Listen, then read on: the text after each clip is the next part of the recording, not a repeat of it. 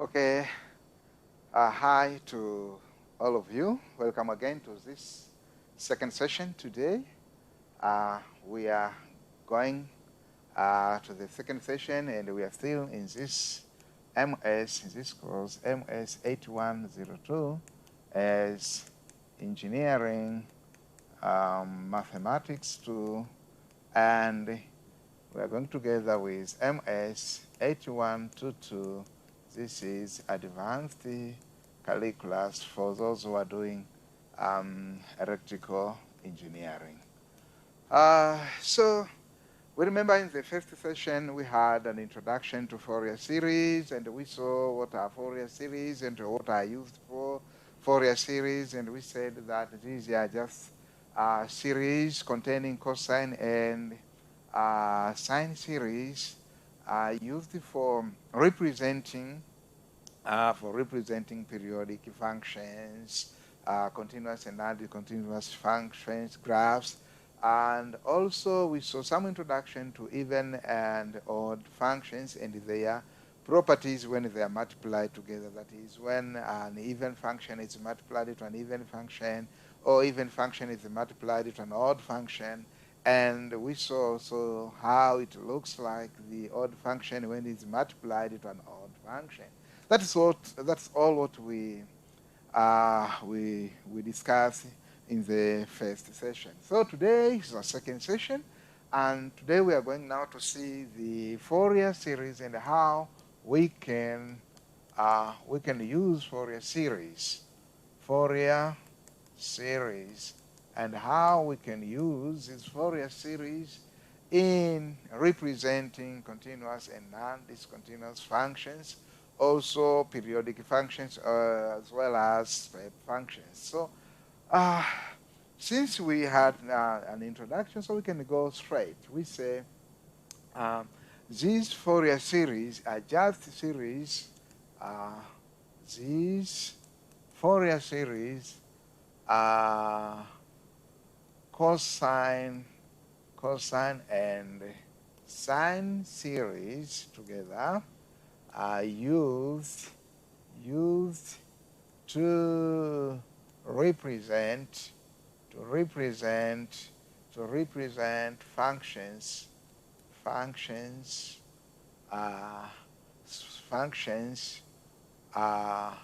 of the behavior like step functions, like periodic functions, like discontinuous functions, even continuous functions also. So these Fourier series are used to represent these type of functions. Their graphs, they look like cosine and sine series, but under the symmetric region, under the region of symmetry, That is about Fourier series. So these are very useful Fourier series, and they are used to represent functions like this one. So that is all about Fourier series. And we saw also, for instance, we can have periodic functions. For example, we can have a periodic function. An example of a periodic function, a periodic function, the graph, its graph. It can look like this. It can look like this. This can be a periodic function. Can be like this. So into this direction. So this can be an example of a periodic function, or a periodic function also like this is the region of symmetry. So we can say from here up to here, this can be the region of symmetry from negative L to positive L. So this one can be seen as you can have a graph like this one. So this is a continuous function, and this continuous function looks like cosine and sine series. So this one can be from negative L, here is positive L. And the region of symmetry now, when we're talking about the region of symmetry, is like this region from negative L to positive L. That's all about the periodic functions.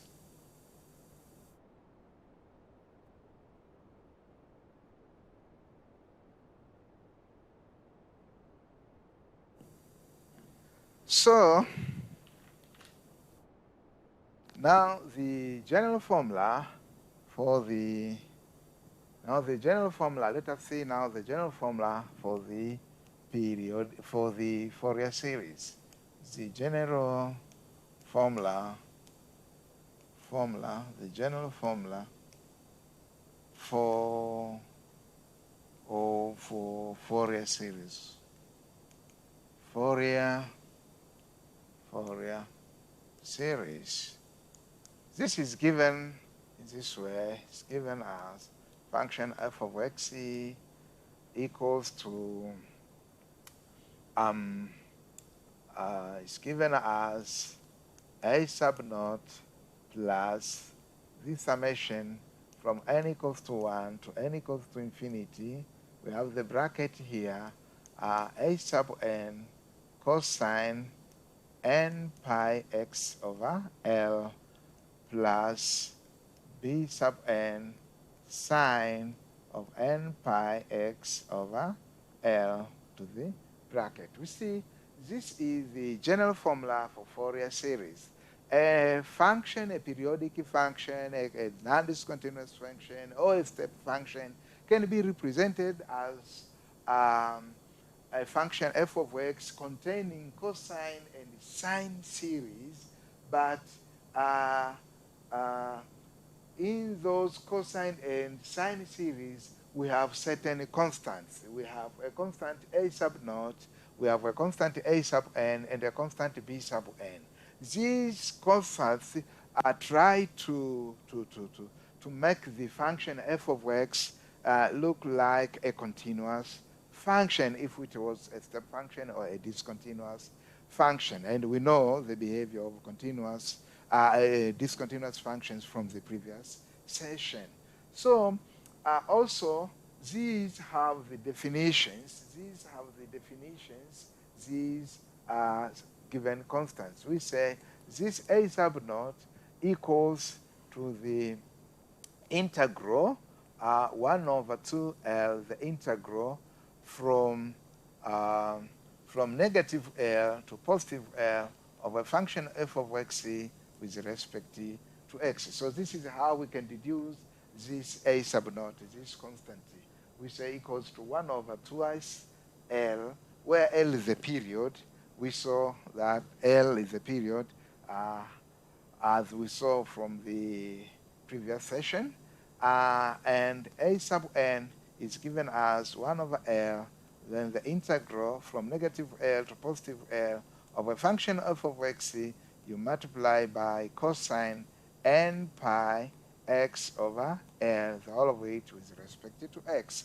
Likewise, the constant b sub n, this is given by 1 over L multiplied to the integral from negative L to positive L of a function f of x multiplied to sine n pi x of L, the whole of which with respect to x. So this is how we can define the Fourier, the formula for representing other functions using cosine and sine series. We have this constant a sub naught, a sub n, b sub n, and now these are defined. These constants are defined as we see here: a sub naught, a sub n, and b sub n. So let us see now how we can use this definition to represent a given discontinuous or a step function using a Fourier series. So let us see an example.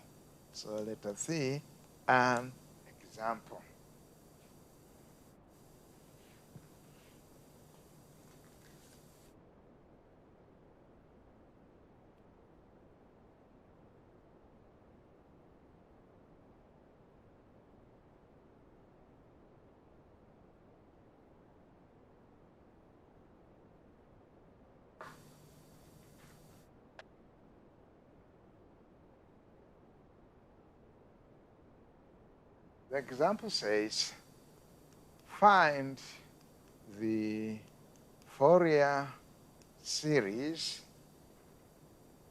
used to represent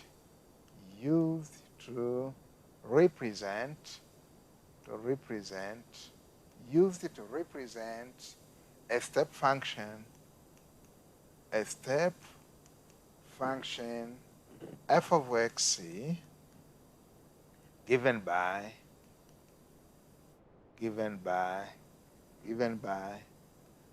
f of xc equals to -3 for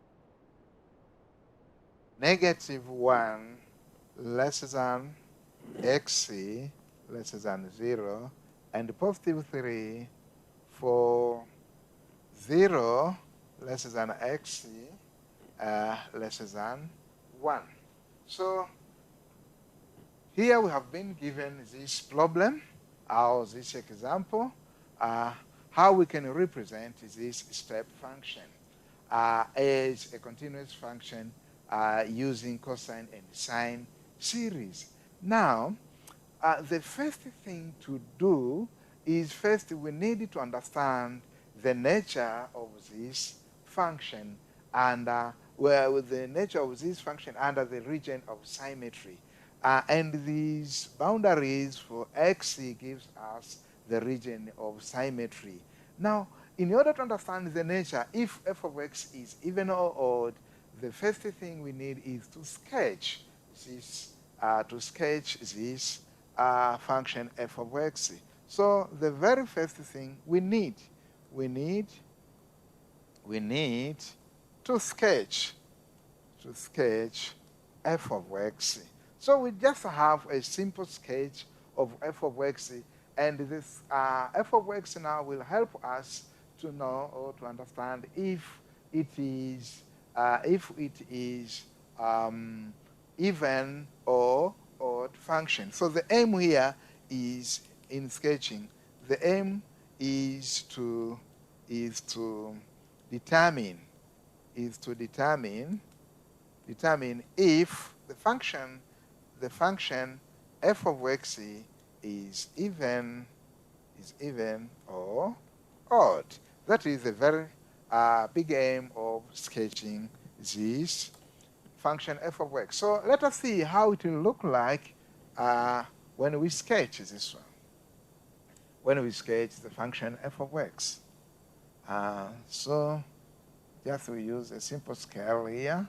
So this is y, we have 3, we have -3 here, we have 1, 2, 1, 2, this is negative, of 1, 2, this is positive. Now, the limit says -3 is from -1 to 0. So from here up to here, from -1 up to here, we have this function. Also from 0 to, this is 1, sorry. So from 0 to 1, we have this +3. From 0 to 1, we have +3. So this is our step function f of x.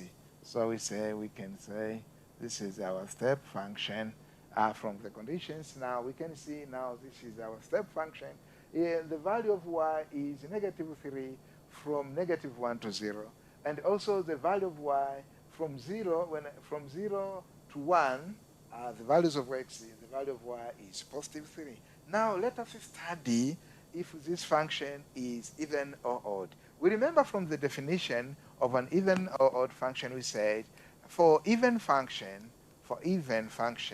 we said f of negative 1 equals to f of x for even function. Let us see, and for also for odd function, we said f of negative 1 equals to negative of x. These are very important definitions for even and odd function. So let us see. When x is, say, for example, when x is negative half, for example, when x is negative half, let us pick x here is negative a half. So we say f of negative half, what do we get? When f is negative half, definitely the answer is negative 3. So the behavior here says if f of negative value gives here the value of y, which is also negative, then this is odd. So we realize that the function, the given function now, f of x, is an odd function. Why? Because f of negative, or whatever we say, f of negative a quarter, the value of y is negative. So here we see that the function f of x is an odd function. So going back now to the formula, let us deduce something here. Going back to the formula says, especially to those constants, the formula says f of x equals to a naught u plus by the summation from n equals to 1 to n equals to infinity, the summation of a sub n cosine of n pi x over L plus b sub n sine of n pi x over L.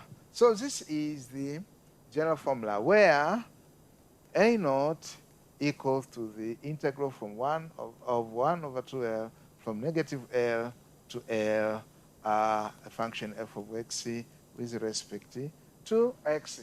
And from the previous session, we saw if the function is odd, then if the function is odd, then when we find the integral, the definite integral from negative L to L, the value is 0. We saw this in the previous session. So what about the constant b a sub n? The constant a sub n equals to 1 over L, the integral from negative L to L, f of x multiplied by cosine n pi x of L with respect to x. Here is odd, this f of x is odd, and the cosine of f, cosine is even. And from the previous discussion, we saw that when you multiply an odd function, you multiply by an even function, you get an odd function. So here, the odd function. So definitely, a sub n will be equals to 0. Why? Because the integral from negative L to positive L of an odd function gives us 0. So what about b sub n? B sub n equals to 1 over L, the integral from negative L to L, f of x multiplied by sine f n pi x of L with respect to x. We see that this is odd, and this one is also odd. So when you multiply odd by odd function, you get an even function. So if it is an even function, then b sub n will be equals to twice of L. Then we integrate just from 0 to L, f of x sine of n pi x of L with respect to x. So we'll find that in the general formula, this one will vanish, will be equals to 0, and a sub n will be equals to 0. So our general formula will just contain sine of n pi x, because this one will go to 0. This one will go to 0. And a sub n, since a sub n equals to 0, so then the whole of it will be equals to 0. So our general formula will be remained with b sub n and sine of n pi x. So let us see how will it be look like.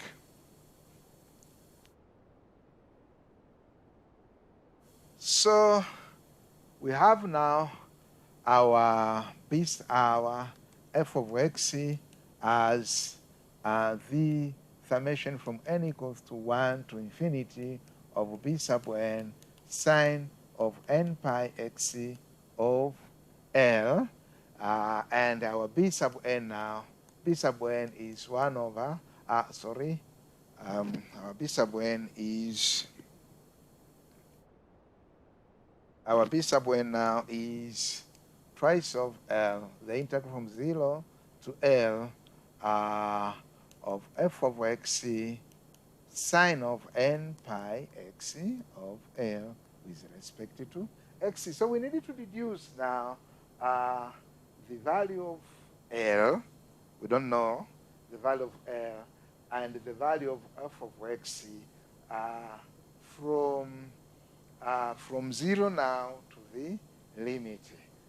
Say we know that we have our sketch. Seeing from our sketch, we see that we have, this is -1, this is 1, this is 3, and this is -3. So we have from here to here, and from here to here. Now, so this is our negative L, and this is our positive L.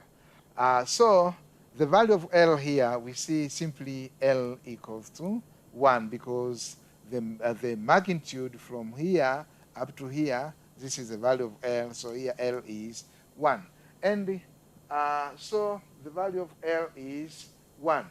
And now, since we are integrating from 0 to positive L here, we're integrating from 0 to positive L. So it means our b sub n will be, L is 1, so it will be twice equals to from 0, and now our L is 1. So from x equals to 0 to x equals to 1, what is the value of f of x? From 0 to 1, the value of f of x, or the value of y, is 3. So here we'll have 3 sine of n pi x over L. Now the value of L is 1, so it will be the same with respect to x. So we have now, this one will help us to get the value of this constant b sub n. Then twice the limit from 0 to 1, the value of f of x from 0 to 1, the value of f of x, this f of x equals to y.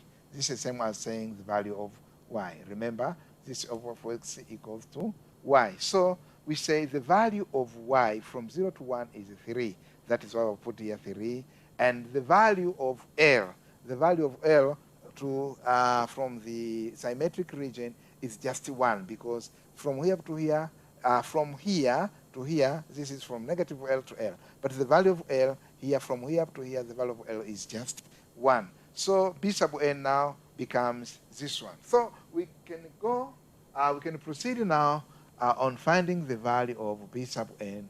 We say now the 3 equals to 6, the integral from 0 to 1, or sine n pi x with respect to x. From the trigonometric integration, the techniques of integration, we see when we are integrating sine n pi, we integrate sine, we get negative cosine. When we are integrating sine, we get cosine. Because when you derive sine, cosine, you get a negative sine. So when we integrate sine, we get a negative cosine. So this one will be 6, and the cosine will be negative cosine n pi x, now over n pi, now this one is the definite integration from 0 to 1, where this is the value of x from 0 to 1. So we need now to evaluate this value. So negative 6 over n pi, let us see the value of cosine. We say cosine of 1 here, So we substitute, will be cosine of n pi minus cosine of, when we substitute here 0, will be cosine of 0. So the value here becomes negative 6 over n pi. So this is cosine n pi minus the value of cosine of 0 is just 1. So opening the bracket here, multiplying by the negative, we have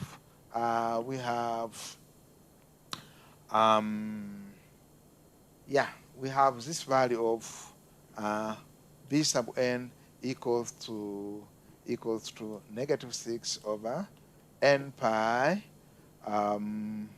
This is cosine n pi minus 1. So this is now the value of b sub n, negative 6 over n pi cosine n pi minus 1. Remember, this is negative 1. This is exclusive, so you can say negative 1 plus cosine n pi.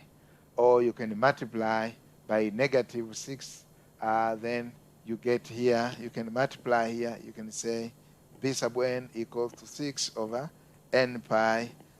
When we multiply, you get 1 minus cosine of n pi. You can say like this. So let us see now how will look like the function f of x. So we have now the function f of x equals to b sub n sine of n pi x summation. This is the summation from n equals to 1 to infinity of b sub n, where now we have b sub n equals to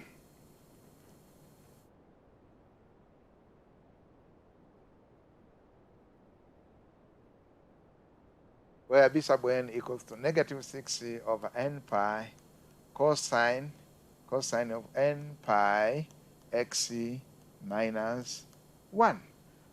So we see that this is a series now. Let us see how this b sub n looks like. We see that this is just a series. So we don't substitute there direct. We need to simplify. So we say this, the summation now goes from n equals to 1 to infinity. So let us see this b sub n, how will it be changing, this b sub n, when n equals to 1 and n equals to 2, when n equals to 3, and whatever. How the value of b sub n will be changing. So say when n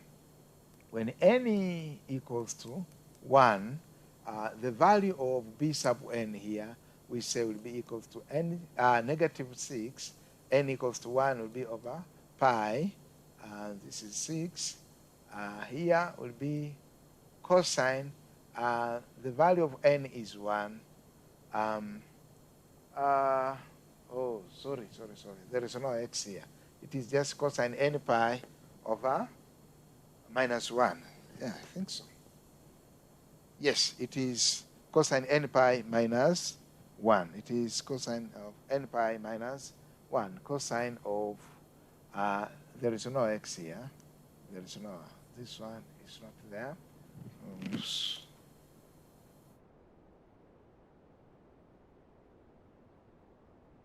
So it is just cosine of n pi minus 1. So when n equals to 1, then this will be equal to cosine of pi minus 1, cosine of pi minus 1, which is what?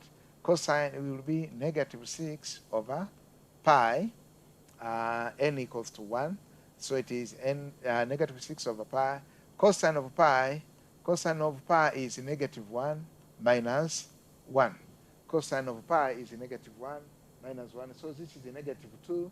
Negative 2, when you multiply by 6, you get 12 over pi. You get 12 over pi. So when n equals to 2, this one will be negative 12. Will be negative. When n equals to 2, sorry, this will be negative 6. This will be negative 6. Will be negative 6. When n equals to 2, here we substitute, will be negative 6 over 2 pi. And we have here cosine of n pi, so this is 2 pi minus 1. This equals to negative 6 over 2 pi. Then the value of cosine 2 pi is positive 1 minus 1. So here we see equals to 0. So 0 multiplied by the negative 6 over 2 pi, we get 0. When n equals to 3, what will be the value of b sub n? When n equals to 3, so we substitute here, we'll have n negative 6 over 3 pi. Then this one will be cosine. Now our n is 3 pi minus 1, which is negative 6 over 3 pi.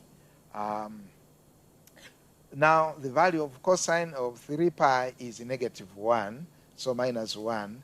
We see here this is negative 1 is negative 2, multiplied to negative 6, this is 12. This is 12 over 3 pi. When n equals to 4, here will be negative 6 over 4 pi to the bracket cosine n pi, so it will be cosine 4 pi minus 1, which equals to negative 6 over 4 pi. Now, cosine of 4 pi is positive 1 minus 1. So 1 minus 1 is 0, multiplied to this one is 0, so we get here 0.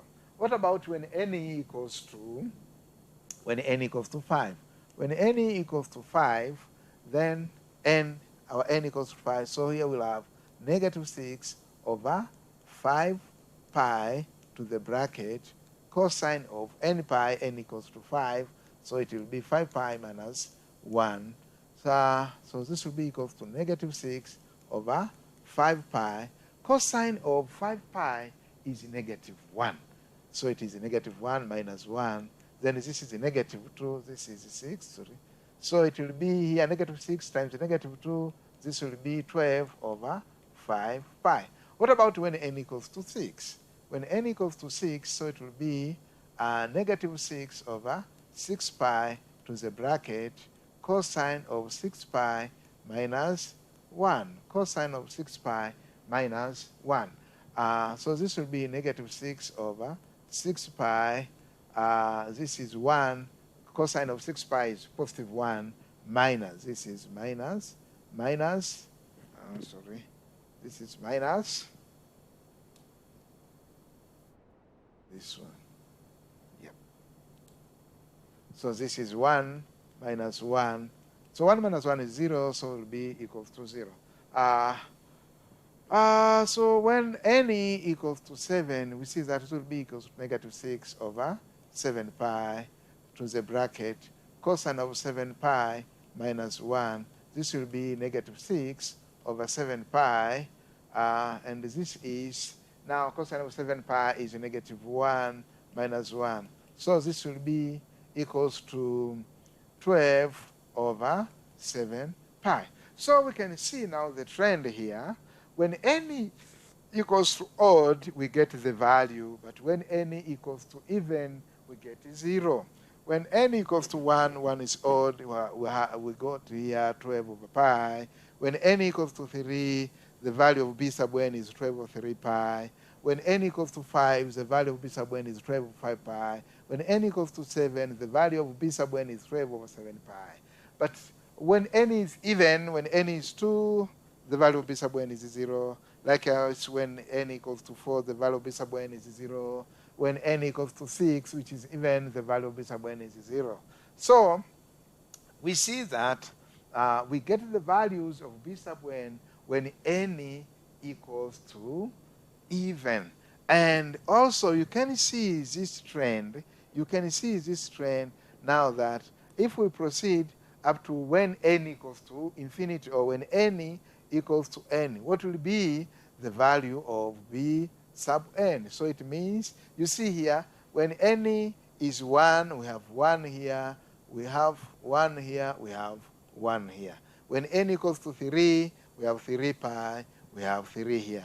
When n equals to 5, we have 5 here, we have 5 here. When n equals to 7, we have 7 here, and we have 7 here. So when n equals to n, definitely it will be 12 over n pi. So this is the value of b sub n, the general. So we say now the value, this equals to the value of b sub n. So if this is the value of b sub n, then we substitute there to get the value of f of x there in the formula. So the formula now for f of x becomes the summation of from n equals to 1 to n equals to infinity. Now b sub n is 12 over n pi sine of n pi x. So this is the sorry. This is the value of b sub n 12 over n pi sine n pi x. That is, we can see, and you need to define here, you need to find for all values of n which is odd. The value for all values of n which is odd. So this is how we can represent the given step function f of x as a series of sine x. Remember, the cosine has vanished out because f of x was odd, and when we multiplied the odd function with the cosine, which is even, we got odd, and evaluating the value of a sub n, it gave us 0. So this is now the general formula or a Fourier formula for the given step function. Going through this example, we can see how we can use Fourier series now. You can see now here is a series, so you can expand here from n equals to 1. You can go further. It will be getting the value of f of x. Up to this point, thank you very much. Let us have a short break. See you in the third session. Thank you very much.